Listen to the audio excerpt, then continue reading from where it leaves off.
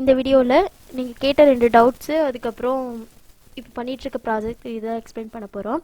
வீடியோக்குள்ளே போகிறதுக்கு முன்னாடி சேனல் சப்ஸ்கிரைப் பண்ணாதீங்க, சப்ஸ்கிரைப் பண்ணிக்கோங்க, கூடவே பெல் பட்டன் கிளிக் பண்ணிக்கோங்க. ஃபஸ்ட்டு பார்த்தீங்க அப்படின்னா நான் ஆல்ரெடி லாஸ்ட் வீடியோவில் ஒரு ப்ராஜெக்ட் பண்ணது போட்டிருந்தேன். அது எப்படி பண்ணுங்கிறத மட்டும் காட்டியிருந்தேன். நீங்கள் கேட்டிருந்தீங்க ஃபுல்லாக அந்த இன்டீரியர் எப்படி பண்ணீங்கன்னு ஒரு வீடியோ போட்டிங்கன்னா நல்லாயிருக்கும். நீங்கள் ஆக்சுவலாக நான் அதை அப்படியே போட்டேன் அப்படின்னா நான் ஆல்ரெடி போட்ட வீடியோ மாதிரியே தான் உங்களுக்கு இருக்கும். ஃபுல் வீடியோ போட்டேன் அப்படின்னா இப்போ ஒரு வால் யூனிட் இருக்குது அப்படின்னா டிவி வால் யூனிட்னா நான் ஆல்ரெடி அந்த பாக்ஸ் கமெண்ட் யூஸ் பண்ணதே தான் மறுபடியும் பண்ண போகிறேன். அதே போல் ஃபால் சீலிங் நம்ம தனியாகவே வீடியோ போட்டாச்சு. ஸோ அது எல்லாமே மிங்கிள் பண்ணி ஒரே வீடியோவாக போட போகிறேன், அவ்வளோதான். ஓகேங்களா? அதனால தான் உங்களுக்கு தனித்தனியாக இது எப்படி பண்ணேன் அப்படிங்கிறத மட்டும் உங்களுக்கு காமிச்சேன். ஓகேவா? அடுத்து பார்த்தோம் அப்படின்னா நீங்கள் ஒருத்தர் கேட்டிருந்தாங்க ரெஸ்யூம் வந்து நம்ம டைரெக்டாகவே கொடுத்து அட்டன் பண்ண முடியுமா அப்படின்னு. ஆக்சுவலாக நம்மளதில் பார்த்தீங்க அப்படின்னா கன்ஸ்ட்ரக்ஷன் சைடு இருக்குது, இன்னொன்று வந்து இன்டீரியர் டிசைன் சைடு இருக்குது. ஓகேங்களா? ஸோ கன்ஸ்ட்ரக்ஷன் சைடு ஒரு சின்ன கம்பெனி அப்படின்னா ஒரு நீங்கள் டைரெக்டாக போயிட்டு ரெஸ்யூம் கொடுத்தீங்க அப்படின்னா மேபி உங்களுக்கு சான்ஸ் இருக்குது. டைரெக்டாக அப்படியே கொஸ்டின்ஸ் கேட்பாங்க, அதுக்கப்புறம் மேபி ரிசல்ட் எப்படி இருக்கும் அப்படி. ஓகேங்களா? அதுவே நீங்கள் வந்து டிசைன் சைடு போகிறீங்க அப்படின்னா ரொம்ப சின்ன கம்பெனிஸ் அப்படின்னா அதை அக்செப்ட் பண்ணுவாங்க. நீங்கள் டைரெக்டாக போய் அப்ரோச் பண்ணிங்க அப்படின்னா அக்செப்ட் பண்ணிப்பாங்க. ஆனால் ஒரு சில இதில் பார்த்தீங்க அப்படின்னா அப்ரோச் பண்ணோம்னாலும் அந்த ரெஸ்யூம் நீங்கள் கொடுத்துட்டு வந்தீங்கன்னா மறுபடியும் அந்த ரெஸ்யூமை கேர் கூட பண்ணிக்க மாட்டாங்க, எதுவும் பண்ண மாட்டாங்க. ஓகேங்களா? அதனால் பெரிய கம்பெனிஸ் போகிறீங்க, உங்களுக்கு இன்டர்வியூ அட்டன் பண்ணணும்னா அவங்களாம் இன்டர்வியூ கூப்பிட்டா மட்டும்தான் போக முடியும். நீங்களாக போய் டைரெக்டாக அப்ரோச் பண்ண முடியாது. ஓகேங்களா? அப்ரோச் பண்ணிங்கனாலும் ரெஸ்யூம் மட்டும் வாங்கி வச்சுப்பாங்க, அவ்வளோதான். உங்களுக்கு எந்த ஒரு ரெஸ்பான்ஸும் கிடைக்காது. அதனால் நீங்கள் எந்த வெப்சைட்டில் அப்ளை பண்ணுறீங்களோ அந்த வெப்சைட்லேருந்து உங்களுக்கு இன்டர்வியூ கால் லெட்டர் ஏதாவது வர வரைக்கும் நீங்கள் வெயிட் பண்ணி தான் ஆகணும். ஓகேங்களா? அதுவே நீங்கள் கன்ஸ்ட்ரக்ஷன் சின்ன கம்பெனிஸ்லாம் இருக்குது பார்த்தீங்களா? இப்போது இன்டீரியர் டிசைன்லாம் கம்பெனி எடுத்தீங்க அப்படின்னா அவங்களே டிசைனும் பண்ணி இன்ஸ்டாலேஷனும் பண்ணுற மாதிரி இருக்கும். ஸோ அந்த மாதிரி சின்ன கம்பெனிலாம் பார்த்தீங்கன்னா ஒரு 2 பேர் 3 பேர் டிசைனுக்கு மட்டும் வச்சுருப்பாங்க. ஸோ அந்த மாதிரி இடத்துல பார்த்தீங்க அப்படின்னா நீங்கள் அப்ரோச் பண்ணும்போது உங்களுக்கு உடனடி ஆன்சர் உங்களுக்கு கிடைக்கும். ஓகேங்களா?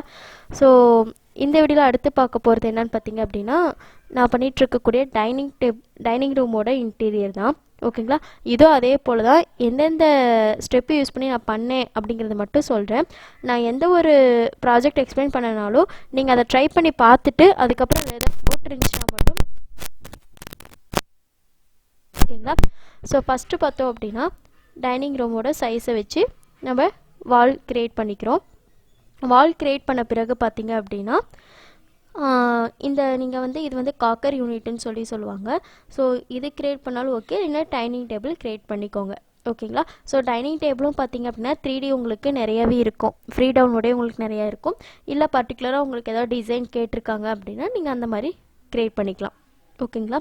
ஸோ இது டைனிங் டேபிள் மேக்ஸிமம் நீங்கள் ஃப்ரீ டவுன்லோடே பண்ணிக்கலாம். ஓகேங்களா?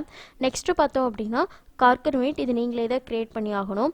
ஏன்னா இந்த கார்கர் யூனிட்டை பொறுத்த வரைக்கும் டைமென்ஷன் அப்படிங்கிறது ரொம்ப முக்கியம். ஓகேங்களா? நீங்கள் டைனிங் டேபிள் அப்படிங்கும்போது மேக்ஸிமம் ஒரே மாதிரி தான் இருக்க போகுது. ஸோ அதனால் நம்ம டவுன்லோட் பண்ணி கூட வச்சுக்கலாம். அதுவே கார்கர் யூனிட் பார்த்தீங்க அப்படின்னா நீங்கள் டவுன்லோட் பண்ணி வைக்க முடியாது. ஸோ வச்சிங்கனாலும் அந்த டைமென்ஷன் செட் ஆகாது. அதே போல் அவங்க பர்டிகுலர் டிசைன் கரெக்டாக கேட்பாங்க. ஸோ அதனால் நீங்களே மேக் பண்ணுறது பெட்டர். ஓகேங்களா? ஸோ இந்த மாதிரி அந்த லென்த் என்னவோ அது போல் நீங்கள் கரெக்டாக க்ரியேட் பண்ணிக்கோங்க. இதில் நான் எப்படி க்ரியேட் பண்ணேன்னா ஃபஸ்ட்டு கீழே இருக்க பாக்ஸ் யூனிட் மட்டும் நான் க்ரியேட் பண்ணேன்.